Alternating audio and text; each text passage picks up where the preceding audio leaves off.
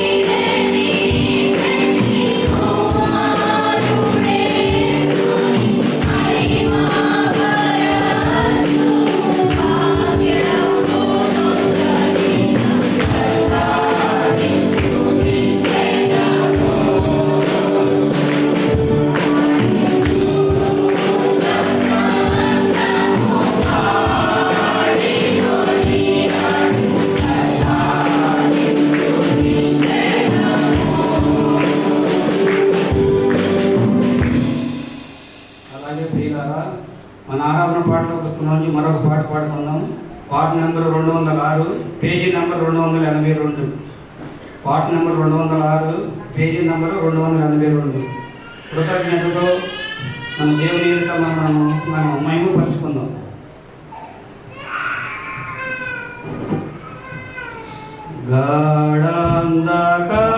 గాఢంధకారములో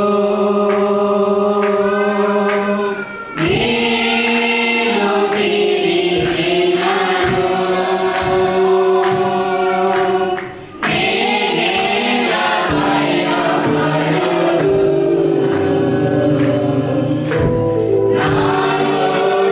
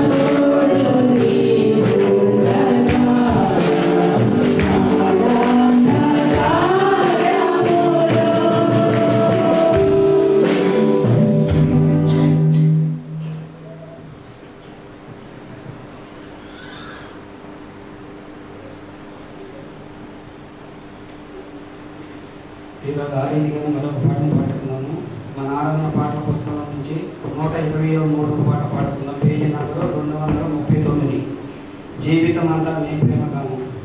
పాట number 123, page number 239.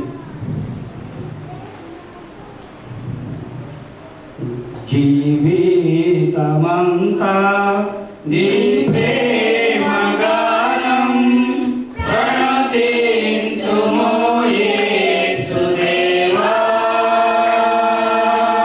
ప్రజలింతు మేము నీ కీర్తి,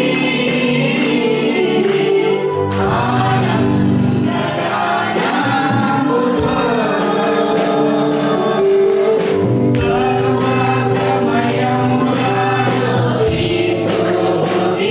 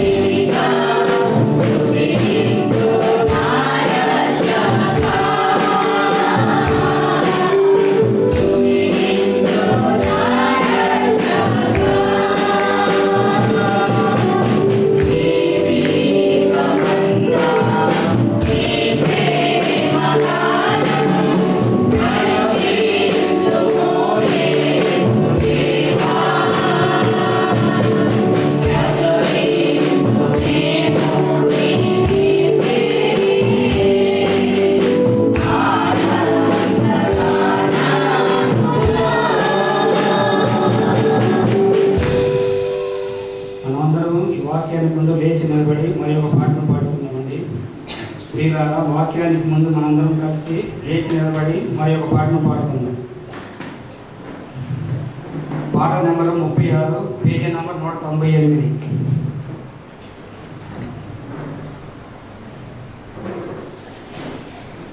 పాట నెంబర్ 36, పేజీ నెంబర్ 198. దాసులారా ధరణి చేసిన పాటను వాక్యానికి ముందు మన హృదయాన్ని మనం సిద్ధపరచుకుంటూ దేవునితో మమేకమై కృతజ్ఞతతో మన ప్రభువు యేసు క్రీస్తును మనం హృదయపూర్వకంగా ఆరాధించుకున్నాం, స్తుతించుకున్నాం, ఘనపరుచుకున్నాం. దాసులారా ధరణిని యేసుకు ప్రేమతో స్వాగతము చేసేదం.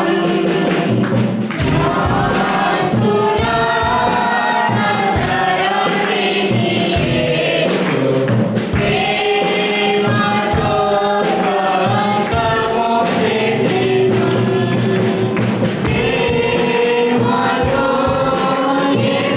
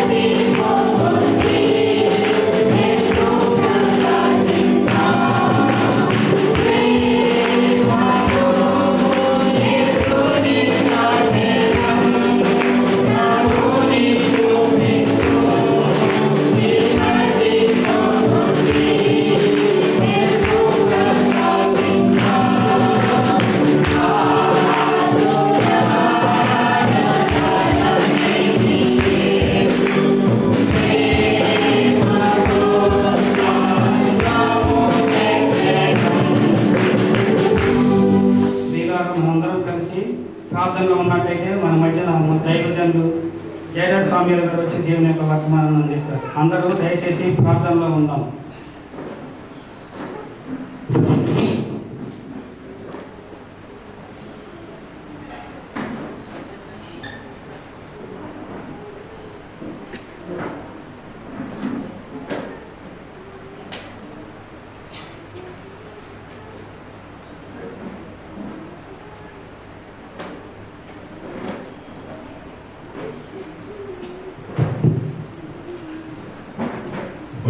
యేసుక్రీస్తు శ్రేష్టమైన నామమున మీకు అందరికీ నా శుభవందనములు తెలియజేస్తున్నాను.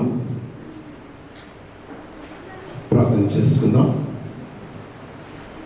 మహాపరిశుద్ధులకు తండ్రి, మహోన్నతుడైన మా దేవ, నీ పరిశుద్ధ నామంలో, నీ పరిశుద్ధ సంధిలో మేమందరములు కూడి నిన్ను కనపరిచేటట్టు దేవా, మనపరిచేటట్టు మాకు ఇచ్చిన ధన్యతకై స్తుతులు స్తోత్రములు చెల్లిస్తున్నాము.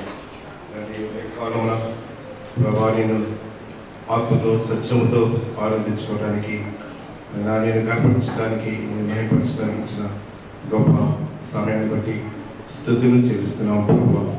తండ్రి ఎంతైనా నమ్మదగిన దేవుడు ప్రభా, కృప చూపుటేందుకు సంతోషించే దేవుడు, కనికరం చూపుటేందుకు సంతోషించే దేవుడు, మమ్మల్ని ప్రేమిస్తూ కాపాడుతూ భద్రపరుస్తున్నదానికి ఇచ్చిన మరొక నూతన ఆదివారం బట్టి నీకు స్తుతులు ప్రభా.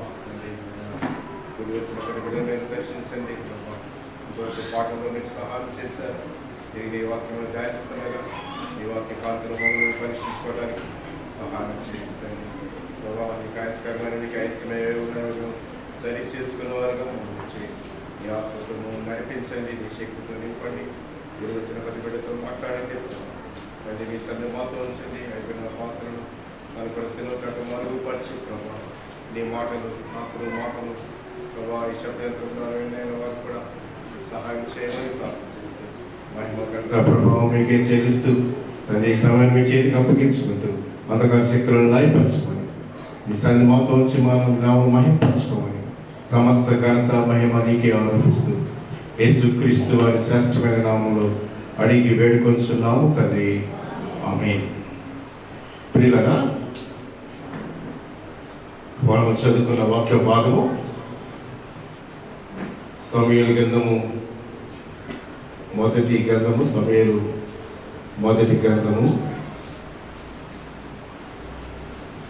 16వ అధ్యాయము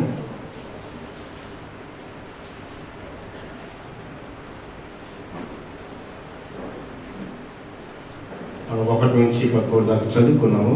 అయితే మనము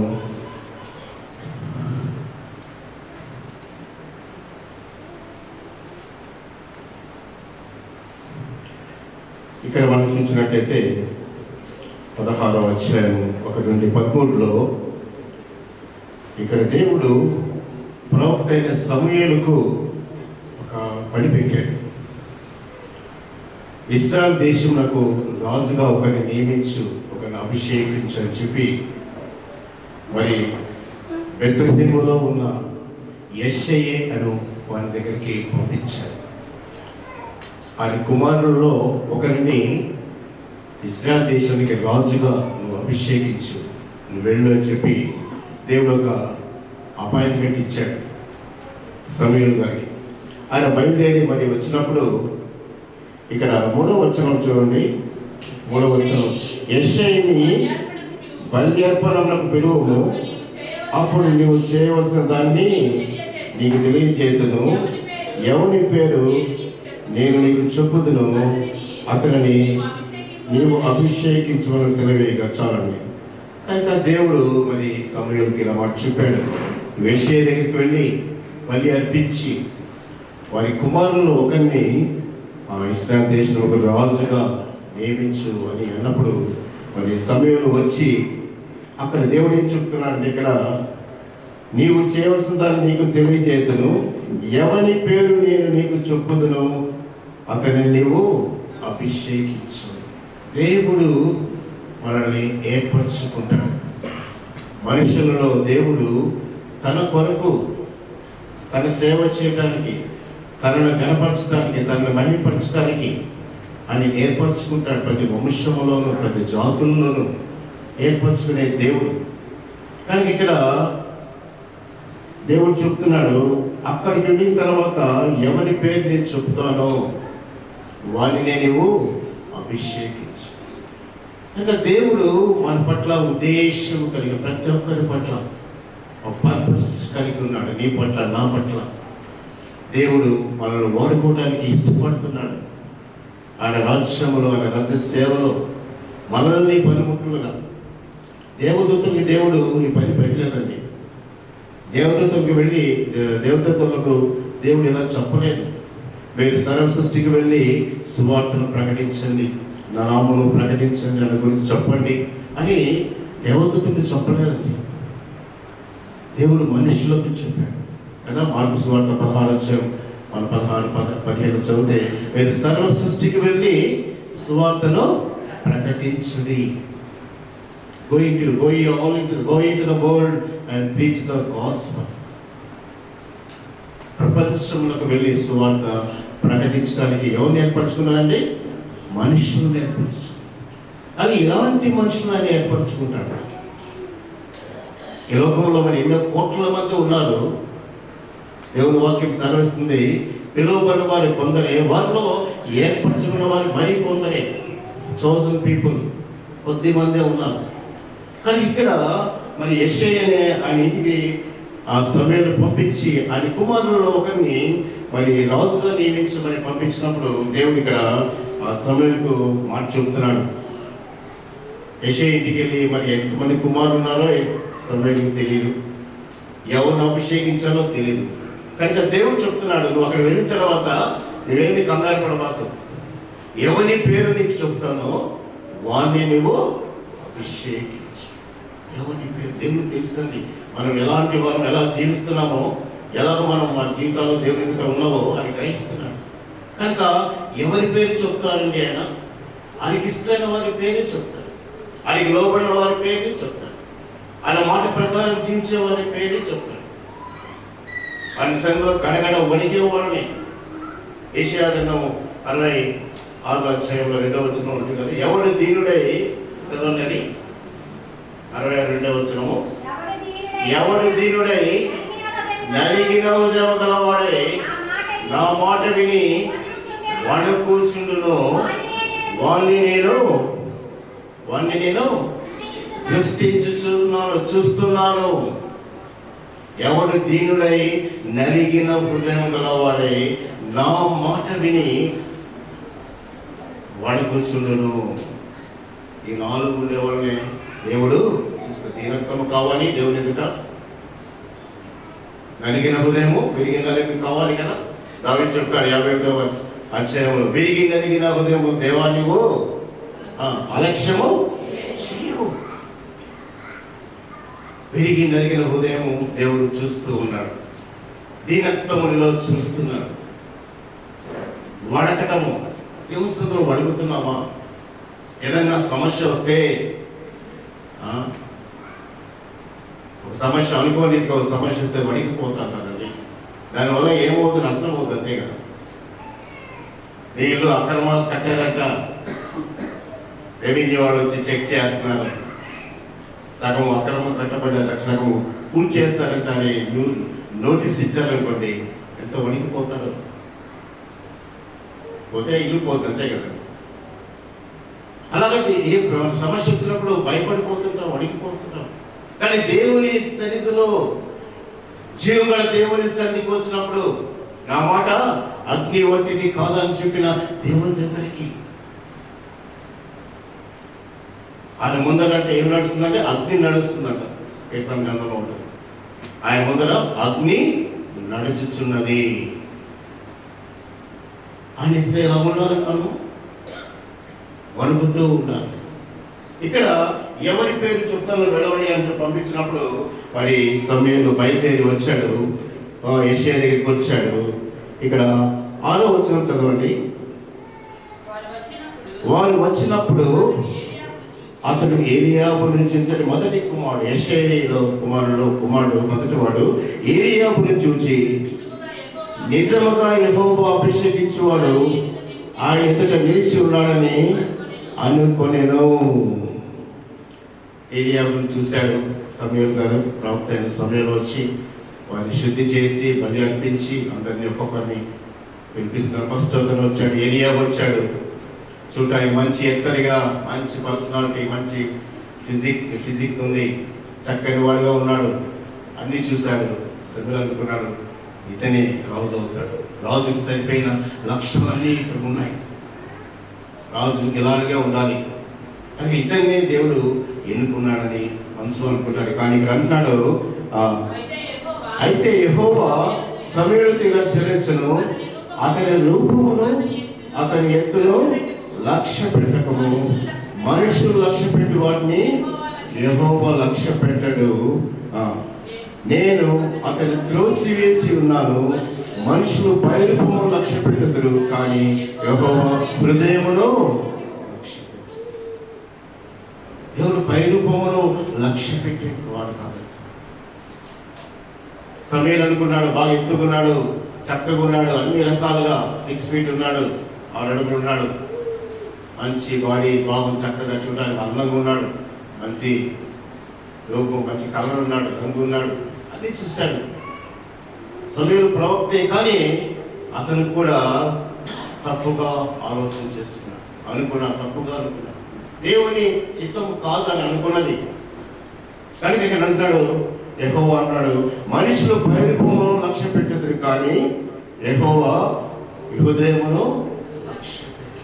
మన హృదయాన్ని చూసే దేవుడు, మన అంతరంగమును చూసే దేవుడు, మన హృదయం సరిగా ఉందో లేదో దేవుడు చూస్తూ ఉన్నాడు. పైరూపము చూడాలని చాలా మంది ఉండొచ్చు, కానీ దేవుడు అంతరంగమును చూస్తున్నాడు. పైరూపమును లెక్క పెట్టే దేవుడు, విరిగి నలిగిన హృదయము కలిగిన వ్యక్తిని దేవుడు చూస్తాడు. దీనుడుగా,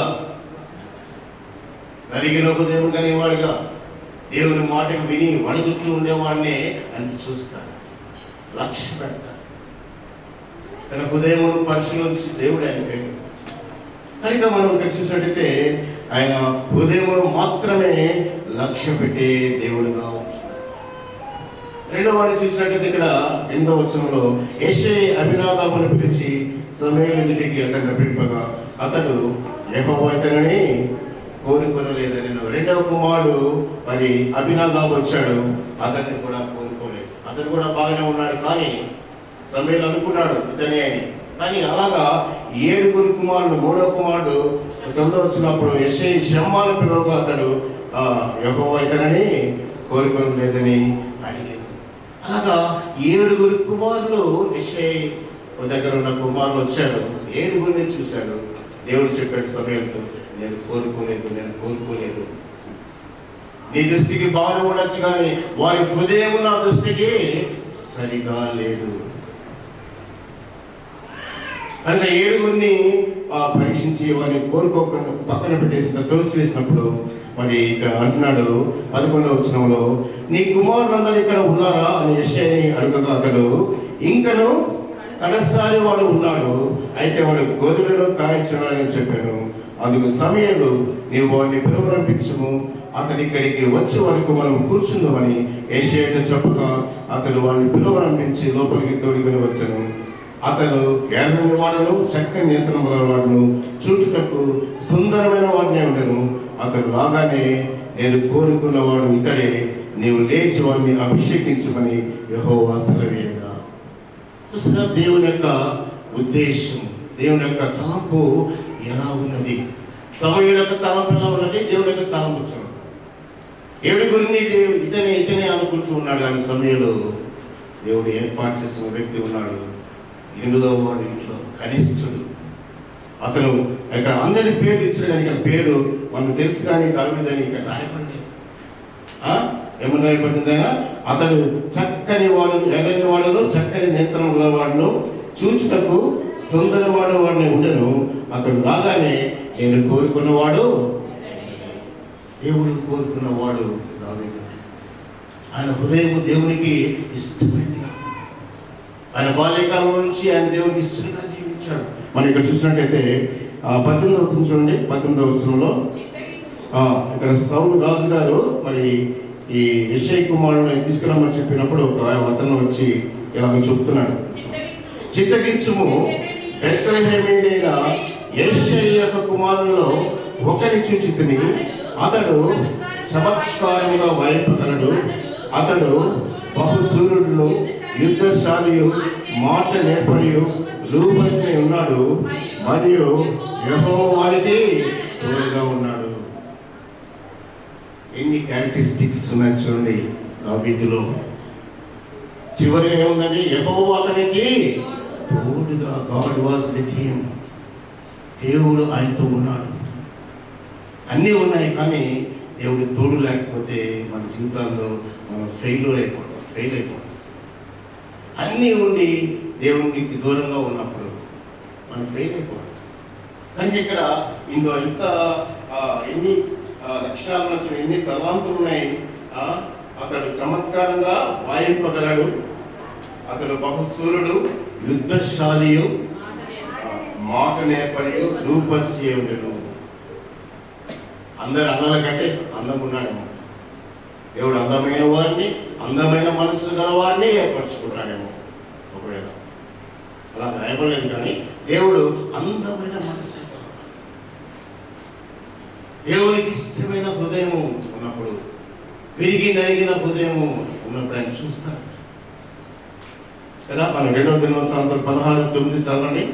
2వ దినవృత్తాంతం 16:9 మాట ఉన్నది. 2వ దినవృత్తాంతం 16:9 తీసుకున్న వాళ్ళు చదవండి. 16:9 తన ఎడల యథార్థ హృదయము గల వారిని బలపరచుటకే యెహోవా కనుదృష్టి లోకమంతటను. నువ్వు యథార్థంగా జీవించినప్పుడు, నీ హృదయము దేవుని ఎదురు సరిగా ఉన్నప్పుడు, దేవునికి ఇష్టమైన స్థితిలో నువ్వు జీవించినప్పుడు ఆయన కన్ను అంట. యెహోవా కన్ను ఎక్కడ చూస్తుంది? లోకమంతటా. నువ్వు ఎక్కడ ఉన్నాను? నువ్వు గుడిసెలో ఉన్నావా, బిల్డింగ్లో ఉన్నావా, కొన్ని చెట్టు కింద ఉన్నావా, లోయలో ఉన్నావా, అరణ్యంలో ఉన్నావా, దిగులుతో ఉన్నావా, బాధతో ఉన్నావా, నీ హృదయం సరిగా ఉన్నప్పుడు ఆయన కన్ను దృష్టి ఎదురుకి వస్తుంది. Is ice looking entire world.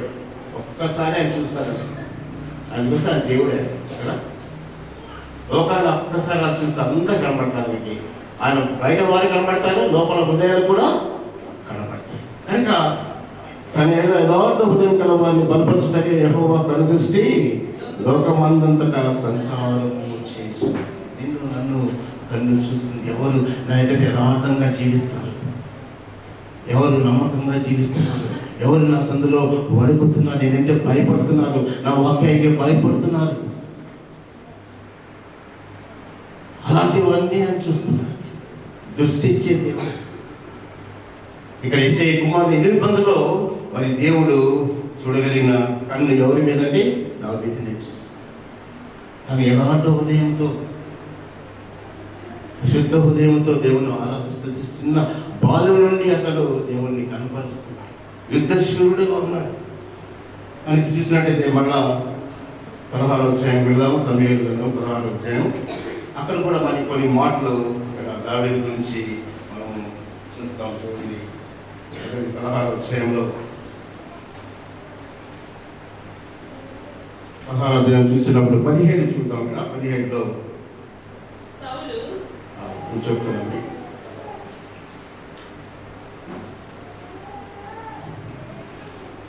ఐదవ వచనం, 18వ వచనం, 18వ అధ్యాయం 5వ వచనం చూడండి. 5 చదవండి, తర్వాత 14 కూడా చదవండి. సమయంలో దావీదు సౌలు తనను పంపిన చోట్లకి ఎలా పోయి సుబుద్ధి కలిగి పని చేసుకొని. ఎలాంటి బుద్ధి అనేది? సుబుద్ధి. సుబుద్ధి కలిగి, మంచి బుద్ధి, దేవునికి లోబడే బుద్ధి కలిగిన వాడు. దేవుడు ఏ మాట చెప్తే దానికి లోబడేవాడు, పూజ తప్పకుండా చేసేవాడు కావాలి. ఒక మనిషి చెప్పినప్పుడే సుబుద్ధి కలిగినప్పుడు దేవునికి భయపడేవాడు ఇంకా సుబుద్ధి కలిగి ఉంటాడు. అందుకని దేవుడు ఆవేదన హెచ్చించినట్టుగా మనం చూస్తున్నాం. దేవుని ఎదుట దీన హృదయం కలిగిన వాడు. దావీదు హృదయం దేవునికి ఇష్టమైనదిగా ఉంది. అందుకని ఆయన ఎక్కడ గొర్రె దొడ్లోంచి తీసుకుని ఇశ్రాయేలు దేశపు రాజుగా చేయబడ్డాడు. సుబుద్ధి కలిగి దేవుడు తోడుగా ఉండేటట్టుగా తన జీవితం మనం మలుచుకున్నాడు. దేవుడు మనకు తోడు ఎప్పుడు ఉంటాడంటే మనం ఆయనకి ఇష్టలుగా ఉన్నప్పుడే. ఎందుకంటే ఆయన అన్నాడు దేవుడు త్రోసివేశాడు. వారి హృదయం దేవునికి ఇష్టమైనదిగా లేదండి. ఈ లోకరీతిగా వారు మెచ్చుకొనబడే స్థితిలో ఉన్నారు, కానీ దేవుడు మెచ్చుకునే స్థితి లేదు. దేవుడు మాట, దేవుడు ప్రభువు మెచ్చుకున్నవాడే యోగ్యుడు, ప్రభువు మెచ్చుకొనని వాడు యోగ్యుడు కాడు. ఆయన చేత యోగ్యులుగా చేయాలి. కానీ ఉదయకాలంలో మనము మన హృదయం ఎలా ఉన్నది చూస్తారా? మనం మత్తయి సువార్త 5వ అధ్యాయం 8వ వచనం చదవండి. మత్తయి 5:8. అందరికి తెలుసు కదా అన్నమాట. హృదయ శుద్ధి గలవారు ధన్యులు, Blessed are the pure in heart, for they shall see God. హృదయ శుద్ధి గలవారు తండ్రి. మన హృదయం దేవుని యొక్క శుద్ధంగా ఉండాలి. దినదినము ఆయన రక్త ప్రోక్షణలో కడగబడుతూ కదా. యాకోబు పత్రికలో ఉంది, నిజమైన భక్తి ఏదనగా చదువుతామండి. యాకోబు పత్రిక 1వ అధ్యాయంలో ఆ నిజమైన భక్తి గురించి అక్కడ రాస్తాడు యాకోబు 1వ అధ్యాయము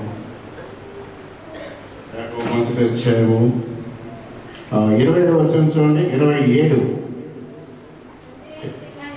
తండ్రి అయిన దేవుని ఎదుట పవిత్రమును నిష్కలంకమైన భక్తి ఏదనగా, ఇక్కడ భక్తి గురించి దేవుని ఎదుట నీ భక్తి ఎలా ఉండాలి?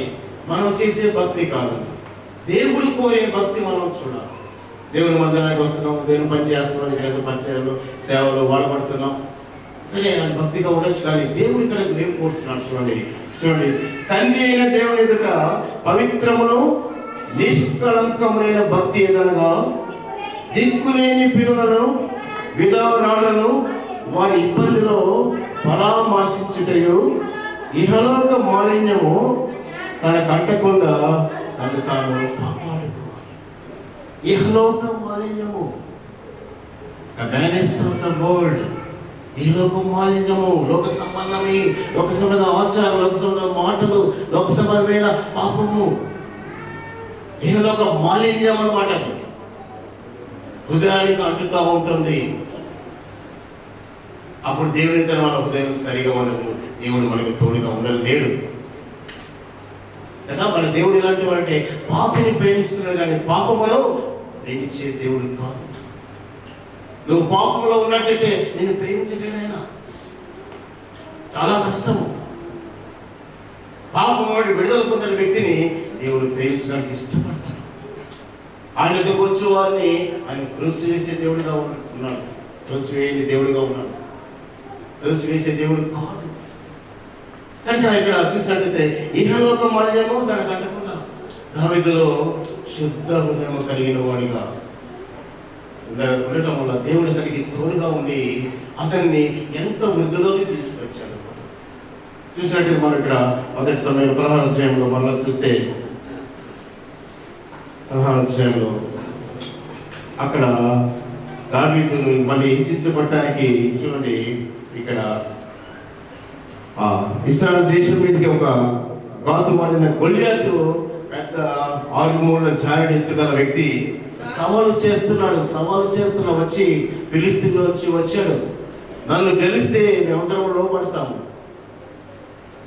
మీలో ఎవరైనా మా మీదకి వచ్చినప్పుడు వాడిని చంపేస్తే మీరందరూ లోపడాలి, ఒక్కడు చాలు నన్ను గెలవడానికి, నన్ను ఎదుర్కోవడానికి అని సవాలు పిలుస్తూ 40 దినములు వాడు సవాలు విసురుతూనే ఉన్నాడు. సౌలు భయపడిపోయాడు. సౌలుతో ఉన్న ఈ దావీదు అన్నాలు 7 యుద్ధంలో ఉన్నారు, మంచి ఎత్తరులు, వారు కూడా వణికిపోతున్నారు గొల్యాతును చూసి. అయితే ఇక్కడ దావీదు అంటున్నాడు, చూడండి, దావీదు సౌలు దగ్గరికి వచ్చినప్పుడు 35వ వచనం చదవండి. 17, 35, 34 చదవమ్మా. 34. అందుకు దావీదు సౌలుతో ఇట్లా, నేను మీ దాసుడైన నేను నా తండ్రిని గొర్రెలను కాయించున్న సింహమును ఎలుగు వంటి వచ్చి మందలో యొక్క గొర్రెపిల్లను ఎత్తుకొని పోతుండగా నేను దాన్ని తరిమి చంపి దాని నోట నుండి గొర్రెను విడిపించింది. అది నా మీద రాగా దాన్ని గడ్డము పట్టుకొని దాన్ని కొట్టి చంపితిని. నీ దాసుని నేను ఆ సింహమును ఎలుగు పట్టి చంపితినే. జీవుల దేవుని సైన్యములను తిరస్కరించిన ఈ సున్నతి లేని ఫిలిస్తీయుడు వాటిలో ఒకదాని వల్ల ఆగునని చెప్పాడు. చూసారండి, గొర్రె పిల్లలు తీసుకెళ్తా ఉంటే ఎలుగు బండి సింహము. మనం చూస్తే ఎలా ఉంటామని వెళ్తామో పోతమైంది అనుకుంటాం కదా. లేదండి, ఆ గొర్రె పిల్లలను కాపాడటానికి ఏమి వెళ్ళాడు? ఆ ఎలుగు బండిని తర్వాత ఆ సింహమును గడ్డము పట్టుకొని దాన్ని కొట్టి గొర్రె పిల్లలను సజీవంగా కాపాడాడు. అతనికి ఏ గాయం కాలేదు. ఎందుకండి? దేవుడు తనకి తోడుగా, దేవుడు ఇచ్చిన బలము. ఎప్పుడైతే దేవుడు మనకు తోడుగా ఉంటాడో, మన హృదయం దేవునికి ఇష్టమైనదిగా ఉంటుందో దేవుడు జయిస్తాడు. సైతాను మనల్ని ఎన్నో రీతిలుగా లోకంలో పడేయాలని చూస్తున్నాడు. ఎన్నో రీతిలుగా ఏవో శోధన పెట్టి దాంట్లో పెట్టి ప్రార్థన చేయకుండా దేవుని స్థితి రాకుండా వచ్చినా కూడా ఇక్కడ వినకుండా చేస్తాడు. బాడీ ప్రెసెంట్, మైండ్ ఆబ్సెంట్ కదా. ఇక్కడ కూర్చుంటాం కానీ ఎక్కడో ఉంటాయి సైతాను చేసే కార్యాలు. నువ్వు దేవుని స్థితికి వచ్చి దేవుడు మాటలు వింటలేదంటే సైతాను నేను పట్టేశాడు. జయించేవారుగా ఉండాలి. ఆయన తోడు మనకు ఉండేటట్టుగా మన హృదయం సరి చేసుకుంటూ ఉండాలి. కనుక ఇక్కడ చూసినట్టయితే ఆయన సింహమును ఎలుగుబంటి చంపానే. సున్నతి లేని ఈ ఫిలిస్తీయుడు సైన్యం కదా యెహోవాను తిరస్కరిస్తాడా? ఎంత రోషం అండి దావీదుకి. తన దేవుడిని దూషిస్తున్నాడు. ఆ గొలియాతు తట్టుకోలేకపోయాడండి. దేవుని మీద మక్కువ. ఒక చోట చూస్తాం, దేవుని మీద ఆ మందిరం మీద మక్కువ చేత 10 మణుగుల బంగారం ఇచ్చాడంటండి. 10 మణుగుల బంగారం దావీదు దేవుని చేత దేని మీద, దేవుని మందిరం మీద ఉన్న మక్కువ. మక్కువ అంటే ఏంటి? ప్రేమ, ఆసక్తి, ఆశ. దేవుణ్ణి కనపరచాలి, దేవుని మహిమపరచాలి.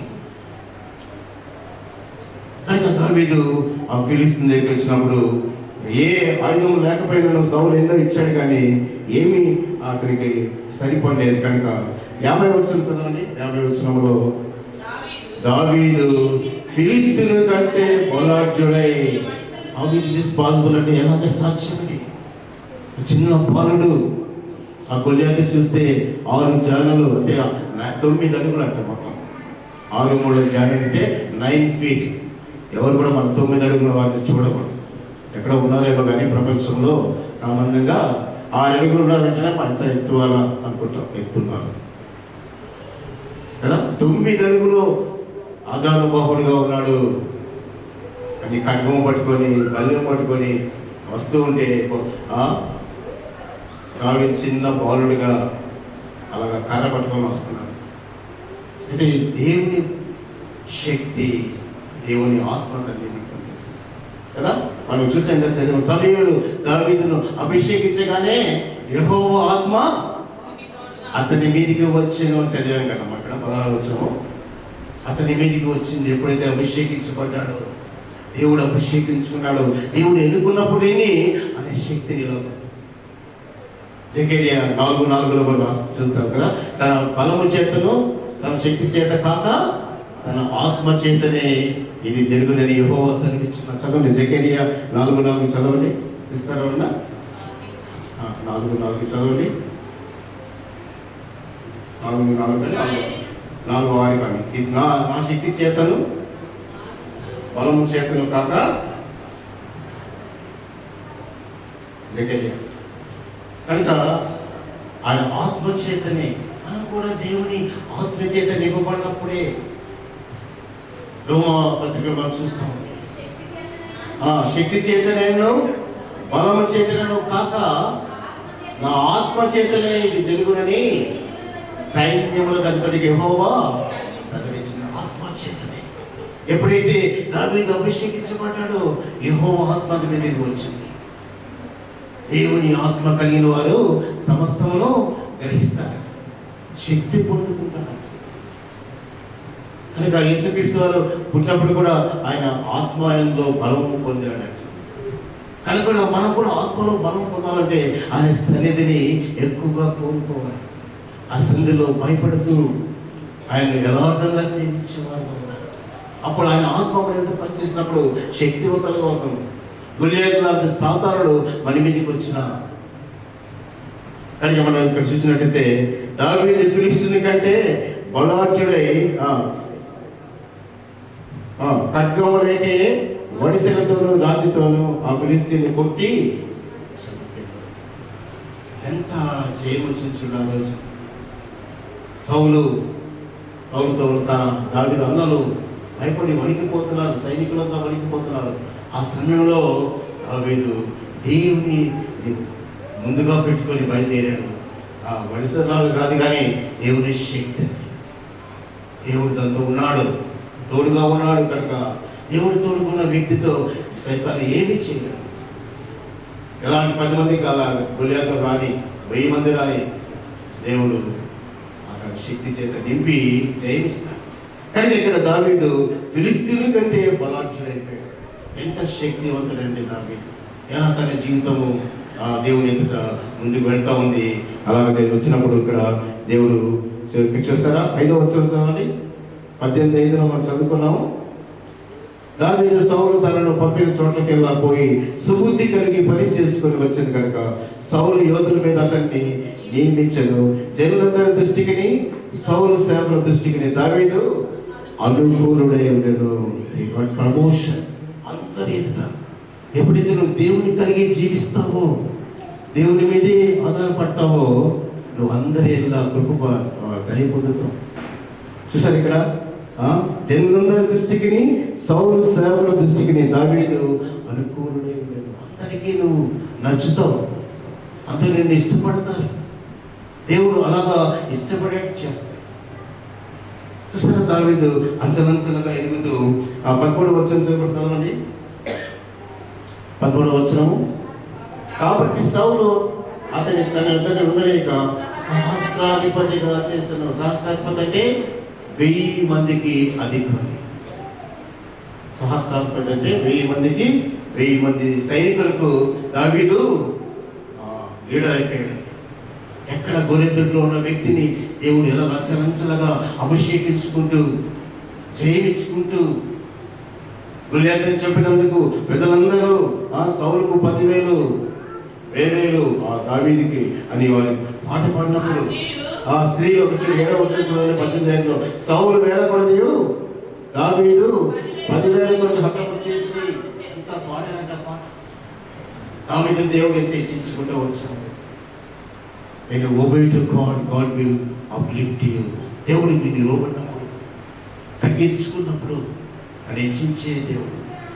యెహోవా ఒకరిని హెచ్చించును అని ఉంది వాక్యం. హెచ్చించే దేవుడు, హెచ్చుదల ఆయన దగ్గర నుంచి వస్తుంది. మనం ఏం చేసినా రాదు. ఆయన శరీరంలో ఆయన దగ్గరికి వచ్చి మనం సాగిలపడినప్పుడు ఆయన మనం హెచ్చించే దేవుడు. తగ్గించుకున్నప్పుడు దావీదును దేవుడు హెచ్చించుకుంటూ వచ్చాడు, ఆశీర్వదించుకుంటూ వచ్చాడు. ఇశ్రాయేలు రాజ్యానికి గొప్ప రాజుగా చేశాడు. కనుక మనం చూసినట్టయితే మన ఎలాగ దేవుని మన జీవితం ఎలా ఉన్నదో మనం చూస్తాం. ఒక వాక్యం ఇక్కడ ఉన్నది చూడండి. ఇక్కడ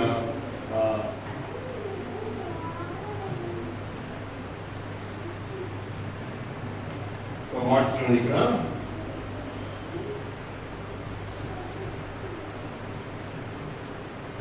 మత్తయి సువార్త 15:9 చదవండి. మత్తయి సువార్త 15:9 ఒక చక్కని మాట చూడండి. మత్తయి 15:9 ఈ ప్రజలు తన పెదవులతో నన్ను కనపరచదు, కానీ వారి హృదయము నాకు దూరముగా ఉన్నది. ఎంత భయంకరమైన మాట. నా ప్రజలు నన్ను పెదవులతో స్తుతిస్తారని.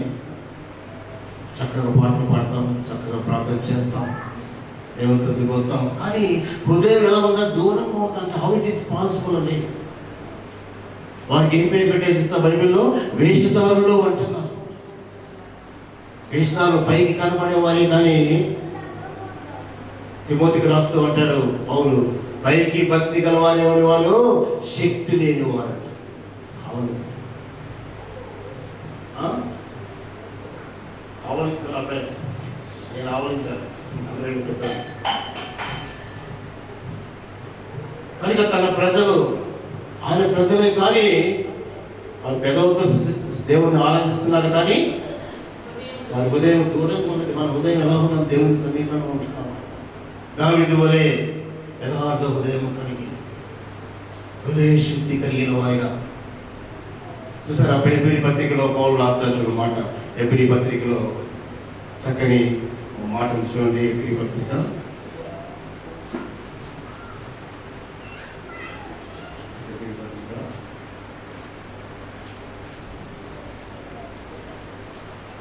22వ వచనము 10వ అధ్యాయము 22వ వచనం చదవండి. 10:22 మనస్సాక్షికి కల్మషము తోచుకున్నట్లు ప్రోక్షింపబడిన హృదయములు కలవరమును నిర్మలమైన ఉదకముతో స్నానం చేసిన శరీరములు కలవరమై ఉండి విశ్వాస విషయంలో సంపూర్ణ నిశ్చయత కలిగి యథార్థమైన హృదయముతో మన దేవుని సన్నిధానమునకు దేవుని సన్నిధికి ఎలా చేయాలంట. ఏమన్నా ఇక్కడ పైన మనస్సాక్షికి కల్మషము తోచుకుంటా. మనకి రెండు ఉంటాయి మానవుడి కదా, బుద్ధి, మనస్సాక్షి. ఈ బుద్ధి ఏమో ఇష్టానుసారం చేస్తావు. ఒక మనిషిని చంపేస్తుంది బుద్ధి, డబ్బు కొరకు కకృతి పడుతుంది, ఏదైనా చేస్తాడు. ఒక వ్యక్తిని చంపిన హంతకుడు తన ఇంటికి వెళ్ళిన తర్వాత తన మనస్సాక్షి చెబుతుందట, నువ్వు ఒక మనిషిని చంపేసావు, ఘోర పాపం చేసావు, నువ్వు దేవుని ఇతర ఘోర పాపం చేసావు అని మనస్సాక్షి గద్దిస్తూ ఉంటుందట. మనస్సాక్షి అణిచివేసి తన బుద్ధికి పని పెడతాడు హంతకుడు. కానీ పాపం చేయవు, బుద్ధికి తగినట్టుగా చేస్తాడు. అందుకే సామెతలు 5వ అధ్యాయం చూస్తాం, నీ స్వబుద్ధిని ఆధారం చేసుకునక యెహోవా యందు నమ్మకం ఉంచుము. ఆయన మీద ఆధారపడు. నీ స్వబుద్ధి ఎక్కడ చేస్తుందంటే వంకరగా తీసుకెళ్ళిపోతుంది, దేవుడికి దూరంగా తీసుకెళ్ళిపోతుంది కదా. తప్పే ఎక్కువ వాడు తండ్రి దగ్గర నుంచి వచ్చేసాడు. లూకాసు వార్త 15వ అధ్యాయంలో ఆస్తి అంతా తీసుకెళ్ళి ఇష్టానుసారం దుర్వ్యాపారం చేసి మొత్తం చిలిగా కూడా లేకుండా చివరికి పందులు తినే పుట్టలు తిందామంటే అది కూడా లభించలేదు. వస్త్రాలన్నీ చిరిగిపోయి, మాసిపోయి, గడ్డ నుంచి జుట్టు పెరిగిపోయి, వికారిగా మారిపోయి, బక్క చిక్కుపోయి. అక్కడ మాట ఉంది, అతనికి బుద్ధి వచ్చినప్పుడు తన తండ్రిని జ్ఞాపకం చేసుకున్నాడు. తన తండ్రి దగ్గరికి వెళ్ళాడు. కూలివాడిగా ఉంటామనుకుని వెళ్ళాడు, కానీ తండ్రి ముద్దు పెట్టుకోవడం వాడిని తిరిగి ప్రేమించి ఎదురు చేస్తాడు. బుద్ధి వచ్చినప్పుడు అంటే మనస్సాక్షిని గద్దించినప్పుడు దేవుని దగ్గర రావాలి. దగ్గర కనుక ప్రోక్షింపడిన మనస్సాక్షికి కల్మషము తోచుకున్నట్లు ప్రోక్షింపబడిన హృదయములు దేంతో ప్రోక్షింపడాలండి? యేసు రక్తము చేత ప్రోక్షింపడాలి. దినదినము wash your heart in the blood of Jesus. ఆ ఫౌంటైన్లో మునుగుతూ ఉండాలి కదా. మనకు పాట ఉంది, ఫౌంటైన్ అనే పాట.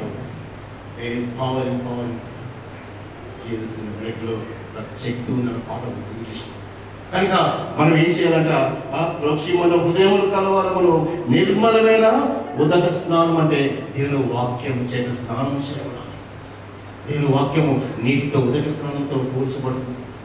మనం దాంతో దినదినము వాష్ చేసుకుంటాం. శరీరాలు ఎలాగా వాష్ చేసుకుంటాము?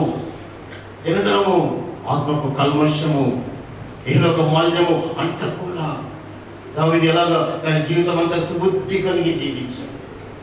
దేవుని సంతోషపరచుకుంటా వెళ్ళాడు, దేవుని కనపరచుకుంటా వెళ్ళాడు, దేవుడికి లోబడుతూ వెళ్ళాడు.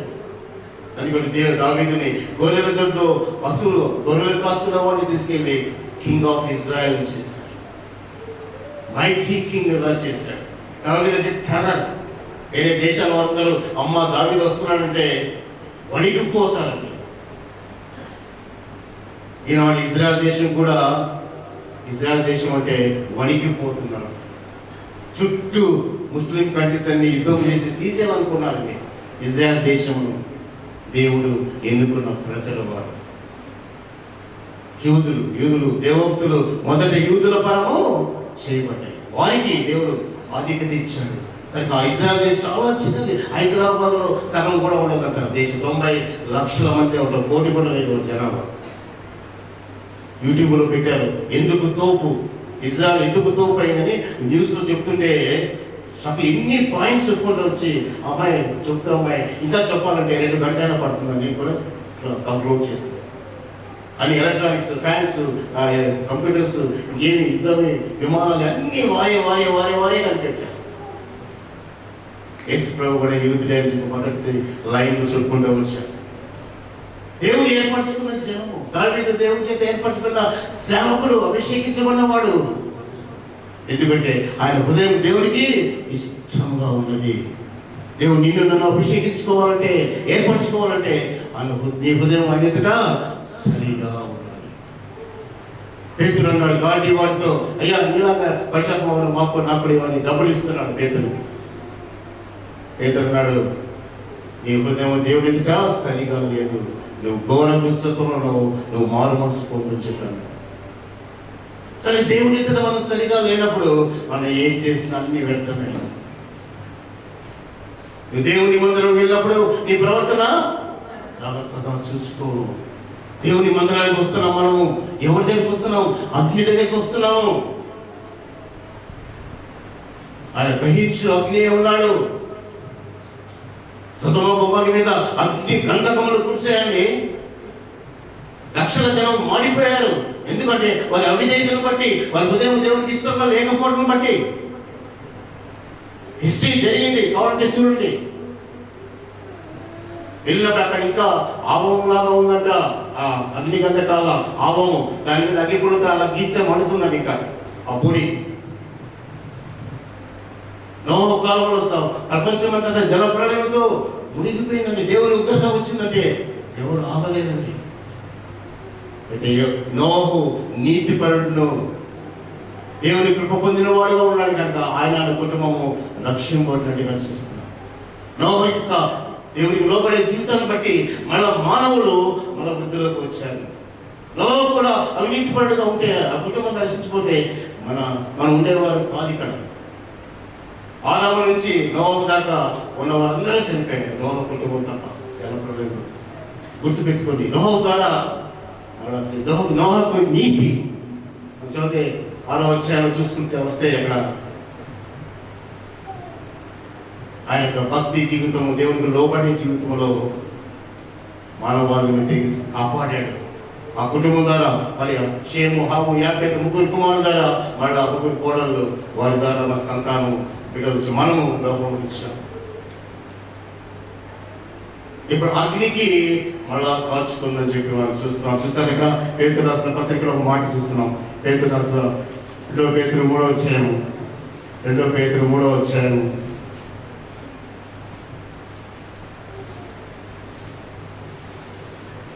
3వ అధ్యాయం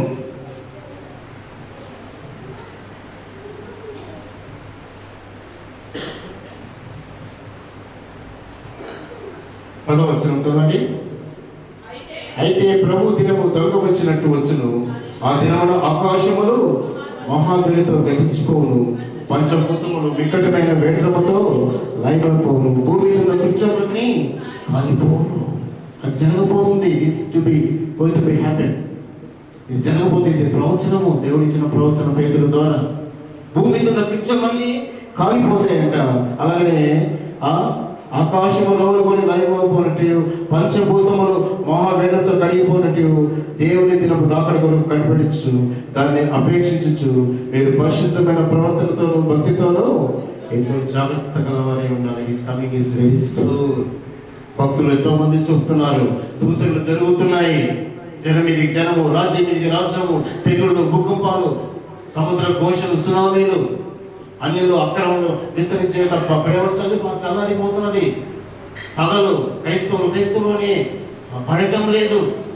పాస్టర్లు ఒకరినొకరు విమర్శించుకుంటున్నారు. దేవుని భయం బుద్ధిగా లేక శరీరాశ, నేత్రాశ, జీవనము, ధనాపేక్ష ఇవి క్రైస్తవ సంఘాల్లో కూడా ఏర్పడి చేస్తూ ఉన్నాయి. ఇలాంటి దినముల్లో మనం ఎలా ఉండాలి? ఆయన సన్నిధిలో మనం తీరులై నలిగిన హృదయం గలవారై దావీదు వలె సుబుద్ధి కలిగి ఉన్నప్పుడే నువ్వు అంగీకరించబడతావు. నువ్వు ఎన్ని చేసినా ఏం చేసినా దేవునికి నువ్వు ఇష్టంగా ఉండకపోతే హెబ్రీ పత్రిక 11 అధ్యాయం చూడండి. హెబ్రీ పత్రిక 11 అధ్యాయంలో హెబ్రీ పత్రిక 11 అధ్యాయం 5వ వచనం 11:5 విశ్వాసమును బట్టి హానోకు మరణము చూడుకున్నట్లు కొనిపోబడను. అతను కొనిపోబడక వరకు దేవునికి ఇష్టమైనదని సాక్ష్యం. He was pleasing to God. దేవునికి ఇష్టమైన వారే ఆ చేత అంగీకరించబడతారు.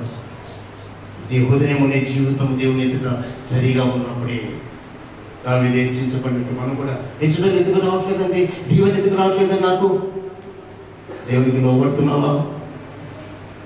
దేవుడు చెప్పిన మాట వింటున్నామా?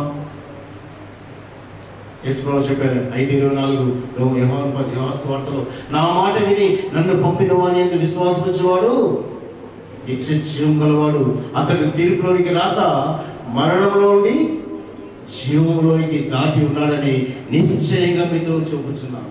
మరణంలో ఉండి జీవంలోనికి దాటామా? మరణం ఎక్కడ వస్తుందండి? ఎందువల్ల వస్తుంది? పాపం వల్ల వచ్చే జీతము రోమా 6:23 wages of sin is death. పాపం చేసినప్పుడు నరకము నీకు సమీపంగా ఉన్నది కదా. కోరహు, అభిరాము, దాతానుడు వారి కుటుంబస్తులు తిరుగుబాటు చేసినప్పుడు మోషే సమయంలో దేవుడు అన్నాడు, ఆ కుటుంబం అంతా వేచి వీరంతా పక్కకు వచ్చి వారు నిలబడిన చోటే కింద భూమి నడవడిచి వారిని మింగివేసింది. జరిగింది ఇది. This is an history. ఇది కాకమ్మ కథలు కాదండి, బైబిల్లో చరిత్ర ఇది. వారి కుటుంబాలన్నీ ఆహ్వానం చేసిన తప్పుకు తన భార్య బిడ్డలందరినీ రాళ్ళతో కొట్టి చంపివేశారు, కాల్చివేశారు. దేవుడు ఉగ్రత వచ్చినప్పుడు తట్టుకున్నాడు.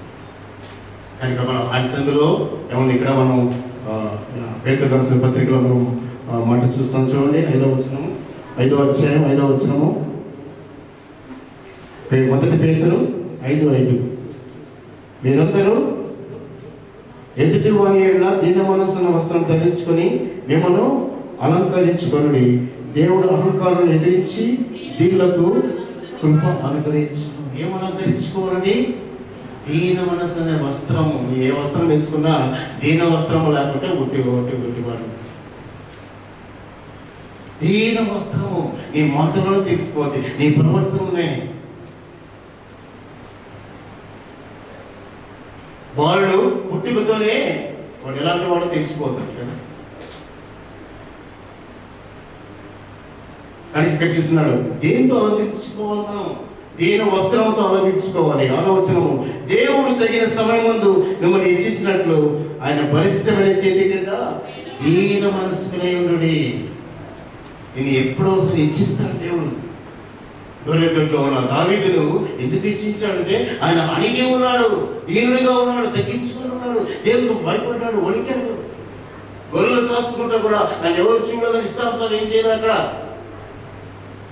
దేవుడు నన్ను చూస్తున్నాడు, ఆయన కళ్ళు నన్ను చూస్తున్నదని అప్పటి నుంచి యథార్థ ఉదయంతో పరిశుద్ధ ఉదయంతో వణుకుతో అని సేవిస్తూ ఉన్నాడు. అందరి బట్టి దేవుడు అతనికి తోడుగా ఉన్నాడు. మనకి ఎందుకు తోడుగా ఉన్నట్టంటే మన జీవితాలు బాగలేవు కాబట్టి. సరిగా లేవు మన హృదయాలు, అవకతవకలుగా వంకటిగా ఉంటున్నాయి, సరి చేసుకోవట్లేదు. వాక్యం ఇచ్చినాము, ఇంకా కట్టం చేసుకుంటున్నాం రాత్రి వలె. దేవుడు వాక్యం అనే శుద్ధి దగ్గర రావట్లేదు నలగొట్ట పట్టడానికి. ఎప్పుడు మనం ఇంకా సరి చేసుకుంటాం? ఇంకా శక్తి ఎప్పుడు వస్తుంది? దేవునిలో ఉన్నప్పుడే, ఆయన ఆత్మ మనకి దిగి వచ్చినప్పుడే మనం శక్తివంతులవుతాం. అని అన్నాడు, ఆత్మ నా శక్తి చేత కాక, నా బలం చేత కాక నా ఆత్మ చేతనే జరిగింది కదా. అది ఇక్కడ మొదటితో దేవుని ఆత్మ ఎక్కడ అల్లాడుతుందండి?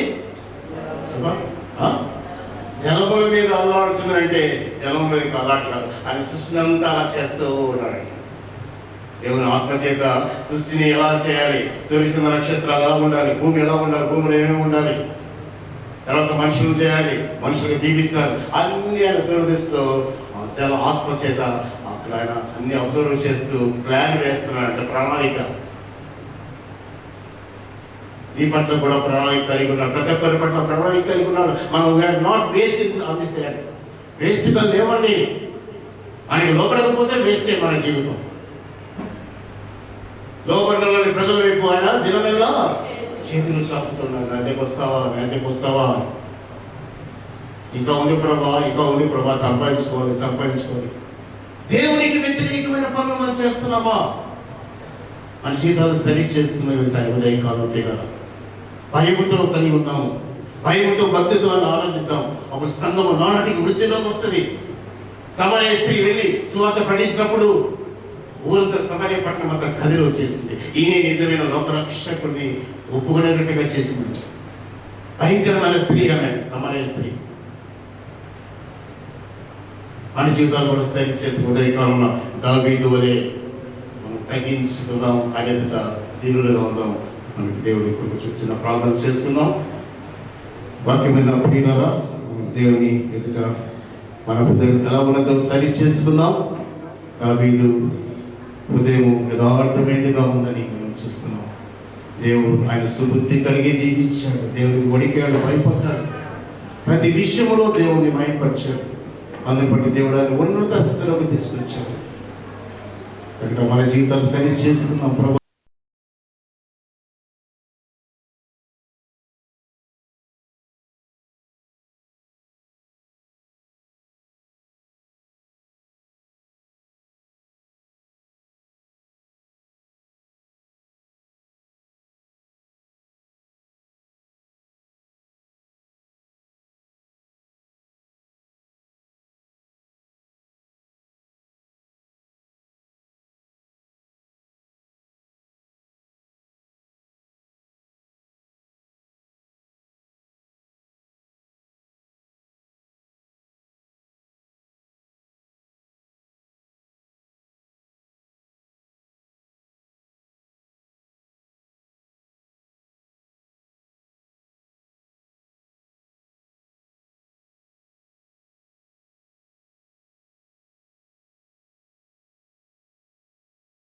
దావీదు తోడుగా దేవుడు మనకు కూడా తోడుగా ఉంటాడు. ఆయనకి ఇష్టంగా మనము జీవించాలని కోరుచున్నాం. ప్రేమగల తండ్రి, దయగలిగిన దేవా, నీ పరిశుద్ధ నామమునకు వందనాలు, స్తుతులు చెల్లిస్తున్నాం. అదే కాలంలో నేను దేవా జ్ఞాపకం చేసుకోవడానికి, ఈ వాక్యంలో ధరించడానికి మాకు ఇచ్చిన ధన్యతగా నీకు స్తుతులు చెల్లిస్తున్నాం.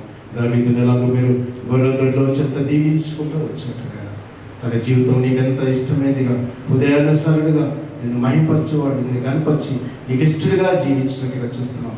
అలాంటి జీవితాలు మాకు కూడా దయచేసి ప్రభావ అనేక మందికి మేము దీవెనకరంగా వెళ్ళాలని సహాయం చేయాలి. ఘనత మహిమ నీకే చెల్లిస్తూ ఈ వాక్యమును దీవించి ఆశీర్వదించమని యేసుక్రీస్తు శ్రేష్టమైన నామంలో అడిగి వేడుకొచ్చున్నాము తండ్రి, ఆమేన్.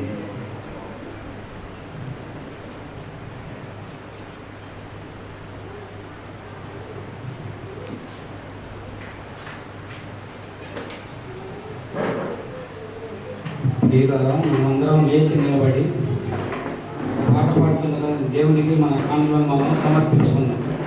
మనమందరం లేచి నిలబడి ఒక పాట పాడుకొని చూడగా మన కానుకలను దేవునికి హృదయపూర్వకంగా సమర్పించుకుందాం. మన ఆరాధన పాట పుస్తకంలో నుంచి 58వ పాట పాడుకుందాం. Page number 203. పాట నెంబర్ 58, పేజీ నెంబర్ 203.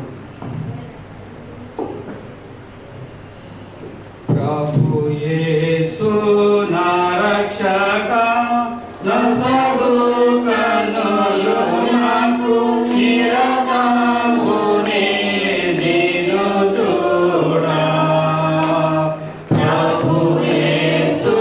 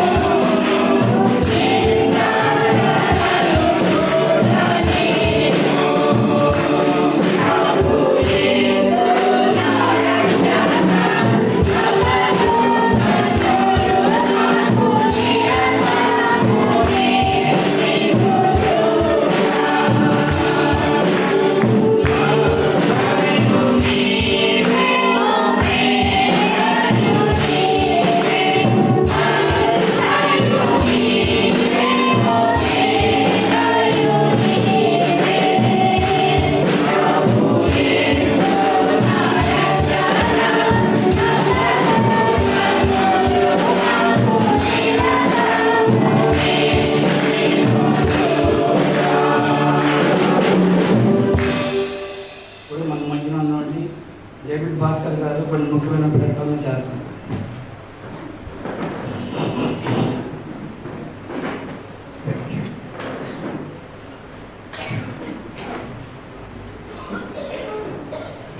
వీళ్ళలో ప్రాముఖ్యమైన భాగాలకు మనం వచ్చాం. సంవత్సరం ఏంటది? ఇంకా ఎంతమంది సంతోషంగా ఉన్నారు? ఎంతమందికి పాటలు పాడాలి? నేను ప్రభువుని సంవత్సరాంతపు దినాల్లో నా ప్రభు నా జీవితంలో నా కుటుంబంలో చాలా మేలు ఉపకారాలు చేశారు, నేను సిద్ధంగా ఉండాలి అనేవాళ్ళు ఎంతమంది ఉన్నారు? యథార్థంగా కొంతమంది చేయొద్దు, ఎట్లా నా వల్ల కాదు అన్నట్టు. ఈసారి మనం ఒక పోటీ పెట్టుకున్నాం, అర్థమైందా? ఎప్పుడు మేము పిలుస్తున్నాం కదా, ఇప్పుడు మేము పిలవం. ఎవరు ఇష్టమైతే వాళ్ళు రండి.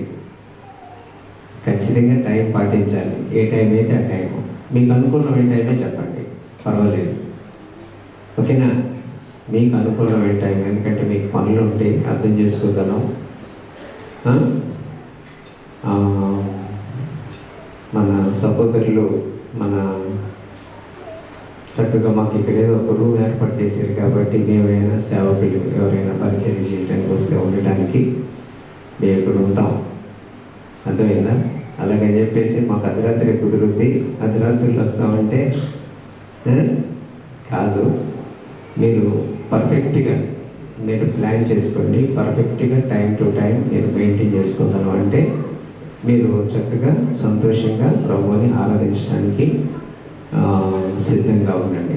మేము పిల్లము, మీరు వచ్చి నేను ఉంటాను అని మీరు చెప్తేనే. ఎందుకంటే మేము సెలెక్ట్ చేయడం వల్ల ఏమవుతుందంటే మీ ఆలోచన వేరుగా ఉంటుంది, మేము సెలెక్ట్ చేయడం తేలిగ్గా అనిపిస్తుంది కదా, చులకంగా. తేలిగ్గా అంటే వెయిట్ తక్కెట్లో దూకే విషయంలో తేలిక కాదు, చులకనగా అనిపిస్తుంది. కాబట్టి ఈసారి మేము మీకే ఛాన్స్ ఇస్తున్నాము. మీరు ఎవరైతే నేను వచ్చి ఈ పాటలో ఉంటాను, నేను నా దేవునికి కృతజ్ఞత కలిగి ఉండాలి, సంవత్సరం అంతా నన్ను కాచి కాపాడారు ప్రభు, నా కుటుంబాన్ని ఎన్నో మేలులతో నింపారు అనేటువంటి భావన ఎవరిలో అయితే ఉంటుందో ఆ కృతజ్ఞత భావన, దేవునికి నా కృతజ్ఞత అర్పణగా కనీసం నాకు పాట పాడే అవకాశం దేవుడు నాకు ఇచ్చాడు కాబట్టి ప్రభువుని ఆరాధనలో స్తుతించాలి, సంఘంలో అందరి ఎదుట అనేకుల ఎదుట అనేటువంటి భావన కలిగినటువంటి వాళ్ళు మీరు నా భార్యకి, స్త్రీలు దయచేసి నా భార్యకి మీరు పేర్లు ఇవ్వండి, సహోదరుల వైపు క్లాస్ అనికి పేర్లు ఇవ్వండి, ఓకేనా? మీ ఇష్టమే, కానీ ఖచ్చితంగా మీరు వస్తానని చెప్పిన తర్వాత ఒక్కరోజు కూడా మీరు మానటానికి వీల్లేదు, గుర్తుపెట్టుకోండి. సుభాష్ని అటు ఇటు ఊపుతుంది కదా, ఓకేనా? ఒక్కరోజు కూడా ఒక్క ప్రాక్టీస్ కూడా మానడానికి వీల్లేదు, గమనించండి. టైము